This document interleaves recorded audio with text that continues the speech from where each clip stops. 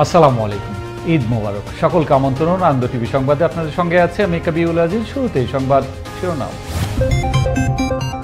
দেশ জুড়ে যথাযথ মর্যাদায় পালিত হচ্ছে পবিত্র ঈদ উল ফিতর। 2 বছর বন্ধের পর জাতীয় ঈদগাহে ঈদের প্রধান জামাত অনুষ্ঠিত। ধনী দরিদ্র নির্বিশেষে ঈদের আনন্দ সবার সঙ্গে ভাগাভাগি করে উপভোগের আহ্বান রাষ্ট্রপতির।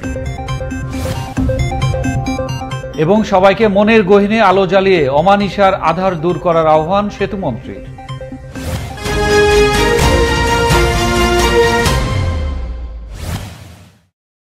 শুনছিলেন সংবাদ শিরোনাম, এবার বিস্তারিত। করোনা মহামারীর কারণে 2 বছর বন্ধ থাকার পর হাইকোর্ট সংলগ্ন জাতীয় ঈদগাহ মাঠে অনুষ্ঠিত হল মুসলিম উম্মার সবচেয়ে বড় ধর্মীয় উৎসব পবিত্র ঈদ উল ফিতরের প্রধান জামাত। মঙ্গলবার সকাল 8:30টায় শুরু হয় ঈদের প্রধান জামাত। এতে ইমামতি করেন জাতীয় মসজিদ বাইতুল মোকাররমের খতিব মুফতি রুহুল আমিন। জাতীয় ঈদগাহ ময়দানে প্রধান বিচারপতি, সুপ্রিম কোর্টের উভয় বিভাগের বিচারপতি, মন্ত্রী পরিষদের সদস্য, বিদেশি কূটনীতিক, বিভিন্ন বাহিনীর প্রধান এবং রাষ্ট্রের গুরুত্বপূর্ণ ব্যক্তিবর্গ সহ সাধারণ মুসল্লিরাও ঈদের নামাজ আদায় করেন। করোনা ভাইরাস মহামারী পরিস্থিতির কথা উল্লেখ করে সবাইকে সাবধানতা অবলম্বন করে ঈদ উল ফিতর উদযাপনের আহ্বান জানান রাষ্ট্রপতি মোহাম্মদ আব্দুল হামিদ। মঙ্গলবার সকালে বঙ্গভবনের দরবার হলে ঈদ উল ফিতরের নামাজে অংশ নিয়ে শুভেচ্ছা বক্তব্যে তিনি এই আহ্বান জানান। এ সময় দেশবাসীকে ধনী দরিদ্র নির্বিশেষে ঈদের আনন্দ সবার সঙ্গে ভাগাভাগি করে উপভোগের আহ্বান জানান রাষ্ট্রপতি। আমি পবিত্র ঈদ উল ফিতর উপলক্ষে দেশবাসী সহ সমগ্র বিশ্ববাসীকে জানাই আন্তরিক শুভেচ্ছা ও মোবারকবাদ। আমি দেশবাসীকে ধনী দরিদ্র নির্বিশেষে ঈদের আনন্দ সকলের সঙ্গে ভাগাভাগি করে উপভোগের আহ্বান জানাচ্ছি। করোনা মহামারী নিয়ন্ত্রণে থাকলেও করোনা ভাইরাস পুরোপুরি শেষ হয়ে যায়নি। তাই আসুন স্বাস্থ্যবিধি মেনে ঈদ উৎসব পালন করি, দেশকে করোনা মুক্ত রাখি। সবার মুখে হাসি ফুটানো হোক এবারে ঈদ উল ফিতরের আমাদের অঙ্গীকার। পবিত্র ঈদ উল ফিতর উপলক্ষে যুদ্ধাহত মুক্তিযোদ্ধা, শহীদ মুক্তিযোদ্ধা পরিবারের সদস্যদের ঈদ উপহার পাঠিয়েছেন প্রধানমন্ত্রী শেখ হাসিনা। মঙ্গলবার সকালে রাজধানী মোহাম্মদপুরের গজনবী রোডে যুদ্ধাহত মুক্তিযোদ্ধা পুনর্বাসন কেন্দ্র মুক্তিযোদ্ধা টাওয়ার 1-এ বসবাসরত যুদ্ধাহত মুক্তিযোদ্ধাদের ফল ও মিষ্টি পাঠান প্রধানমন্ত্রী। প্রধানমন্ত্রীর সহকারী একান্ত সচিব 2 গাজী হাফিজুর রহমান লিকু এবং প্রধানমন্ত্রীর সহকারী প্রেস সচিব ABM সারোয়ার আলম সরকার প্রধানমন্ত্রীর পক্ষ থেকে এসব উপহার পৌঁছে দেন।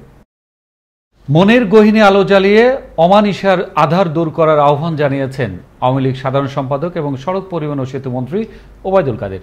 মঙ্গলবার সকালে তার বাসভবনে পবিত্র ঈদ উল ফিতর উপলক্ষে দেশবাসীকে ঈদের শুভেচ্ছা জানান তিনি। এ সময় সর্বোচ্চ সতর্কতা অবলম্বনের মাধ্যমে ঈদ উদযাপন করে রাজনৈতিক দলমতের ঊর্ধ্বে উঠে অভিন্ন শত্রু করোনাকে প্রতিরোধ করারও আহ্বান জানান তিনি।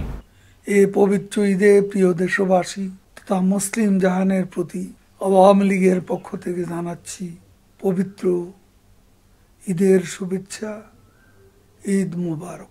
আসুন মনের গহীনে আলো জ্বালিয়ে অমানিসার আধার দূর করি।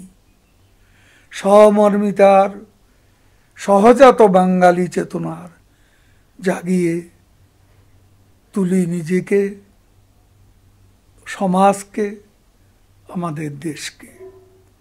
অপেক্ষা করি পরবর্তী সকালের বর্ণময় ঈদের। সকলে করোনা সংকটে আমাদের ঐক্যবদ্ধ হতে হবে। সর্বোচ্চ সতর্কতা অবলম্বন, স্বাস্থ্যবিধির প্রতি সর্বোচ্চ সতর্কতা অবলম্বনের মাধ্যমে ঈদ উদযাপন করে রাজনৈতিক দল মতের ঊর্ধ্বে উঠে সকলে মিলে অভিন্ন শত্রু করোনাকে প্রতিরোধ।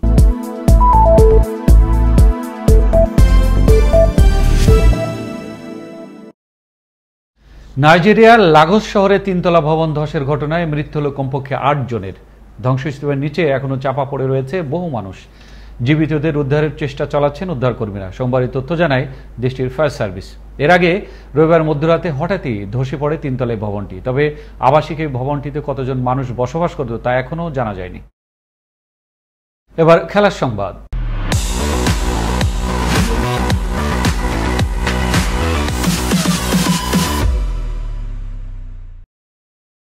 লা লিগায় পর্তুগালের দুই আন্তর্জাতিক ফুটবলার রোনালদো এবং ব্রুনো ফার্নান্দেজের সঙ্গে ফরাসি ডিফেন্ডার রাফায়েল ভারানের গোলে ব্রেন্টফোর্ডকে ৩-০ গোলে হারিয়েছে ম্যান ইউ। সেই সঙ্গে পয়েন্ট টেবিলের ষষ্ঠ স্থানে নিজেদের অবস্থানটা নিরঙ্কুশ করে রাখল তারা। ব্রেন্টফোর্ডের সঙ্গে ৩-০ গোলের এই জয়ে ৩৬ ম্যাচ শেষে ম্যান ইউয়ের পয়েন্ট দাঁড়ালো ৫৮। একই সঙ্গে ম্যান ইউয়ের হয়ে ৫০তম গোল করেন ফার্নান্দেজ। আবারও দেশের খবর। মঙ্গলবার সকালে ধর্মীয় ভাব গাম্ভীর্যের মধ্য দিয়ে রংপুরের কালেক্টরেট ঈদগাহ ময়দানে অনুষ্ঠিত হয় ঈদ উল ফিতরের প্রধান জামাত। আইন শৃঙ্খলা রক্ষা বাহিনীর নিরাপত্তার চাদরের মধ্য দিয়েই একে একে ঈদগাহ মাঠে প্রবেশ করেন ধর্মপ্রাণ মুসলমানরা। মাওলানা হাফিজুল ইসলামের ইমামতিতে জামাতে অংশ নেন বিভাগীয় commissioner Abdul Wahab Bhuiyan, city mayor Mostafizur Rahman Fizar ও জেলা প্রশাসক আসিফ আহসান ছাড়াও প্রশাসনের ঊর্ধ্বতন কর্মকর্তাগণ, রাজনৈতিক ব্যক্তিবর্গ এবং সর্বস্তরের মানুষ। আমরা আল্লাহর কাছে শুকরিয়া আদায় করি। দীর্ঘ ২ বছর করোনা সংক্রমণ থাকায় আমরা একত্রে সবাই মিলিত হতে পারি নাই। আল্লাহ আমাদের এই সুযোগ করে দিয়েছেন। আমরা যাতে সবাই ভালোভাবে সুস্থভাবে থাকতে পারি সেই দোয়া আল্লাহর কাছে করি এবং সবার জন্য শুভকামনা। ঈদ মুবারক। আল্লাহর কাছে আমরা লাখো কোটি শুকরিয়া আদায় করতেছি যে আমাদের আজকে এই একসঙ্গে আমরা ঈদের জামাতটা করতে পারলাম। ২ বছরের আমরা একদম বন্ধ অবস্থা ছিলাম, আমার টোটালি সমস্ত কর্মকাণ্ড বন্ধ ছিল। আমি সকলকে পবিত্র ঈদের শুভেচ্ছা জানাচ্ছি। আগামী কোরবানির ঈদের জন্য আমরা আবারও একত্রে মিলিত হতে পারি, আল্লাহর কাছে সেই দোয়া করি। এবং আমি সবার কাছে দোয়া চাই যে আমাকে যেন কোনো লোভ লালসার ঊর্ধ্বে উঠে জনগণের সেবা করার আল্লাহ সুযোগ দেয়।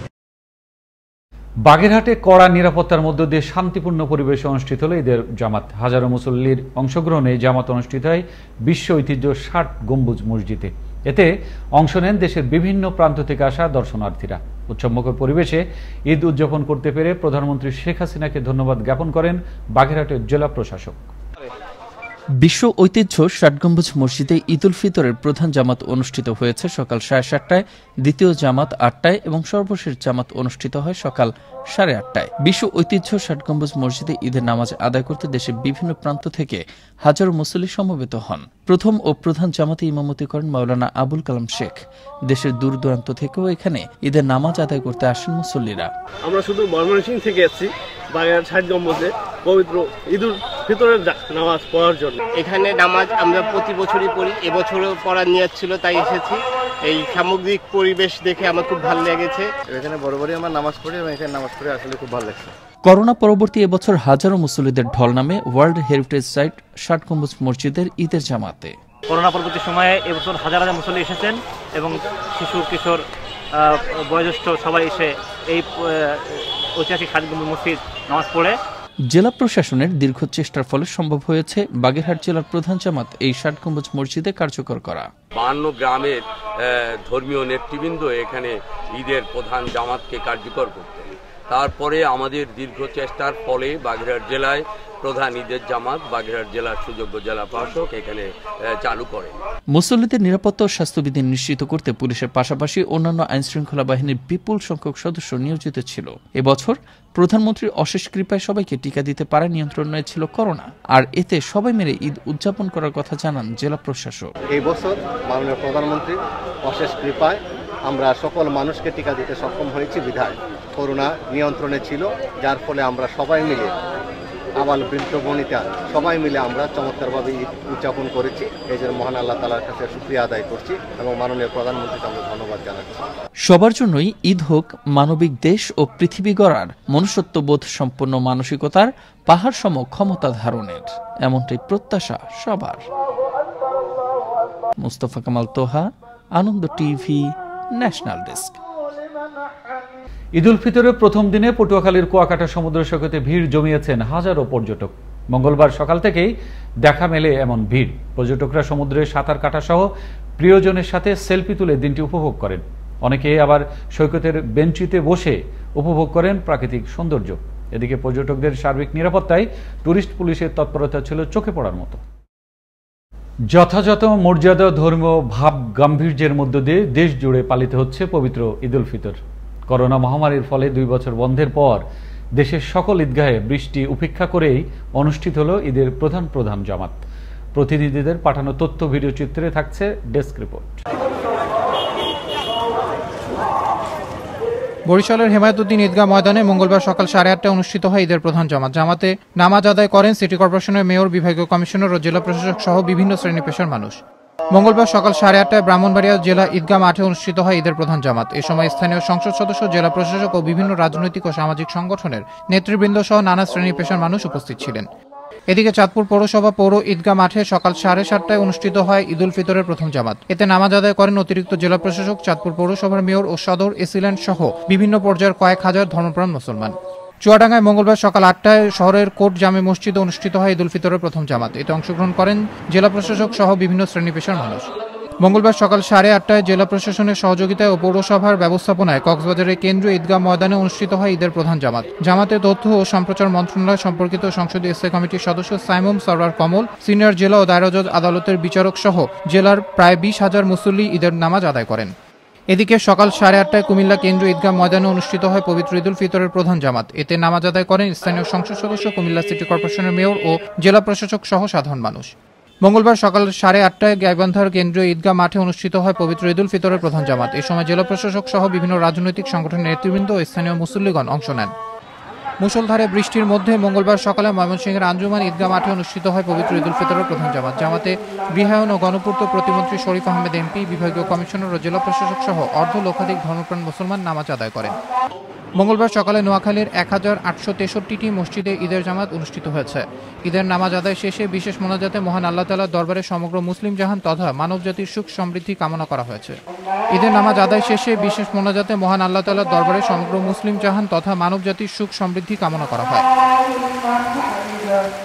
আবরার আহমেদ মাহি, আনন্দ টিভি, ন্যাশনাল ডেস্ক। এই ছিল এখনকার মতো আনন্দ টিভি সংবাদ। দেখুন প্রতিদিন বিকাল 5টা 30 মিনিট এবং রাত 9টা 30 মিনিটে। আনন্দ টিভির সঙ্গে থাকার জন্য সকলকে ধন্যবাদ।